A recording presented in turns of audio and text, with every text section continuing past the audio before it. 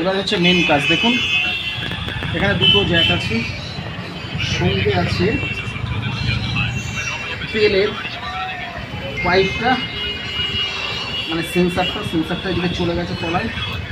এই যে সেন্সার, আমি সেন্সারের মুখটা সবার আগে নেব। সেন্সারের মুখটা নিয়ে আমি এখানে সবার আগে সেন্সারের মুখটাকে ঢোকাবো। যে একটা কিট করে আওয়াজ দেবে, না দেওয়া পর্যন্ত কিন্তু ছাড়লে হবে না। দেখুন একটা আওয়াজ দিল, মানে আমার বসে গেল সেন্সার। এবারে চলুন জ্যাকগুলোকে লাগাবো, ফিটিংস করবো। দেখুন ওইখানে নিচে একটা জ্যাকের জায়গা আছে, যে আর একটু উঁচু করে নিচ্ছি সুবিধার্থে। এখানে একটা জ্যাকের জায়গা আছে, যে এই জ্যাকটা এখান থেকে ঢোকাবো।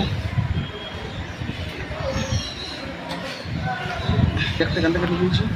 দেখুন এখানে একটা জ্যাক আছে, এটাকে আমি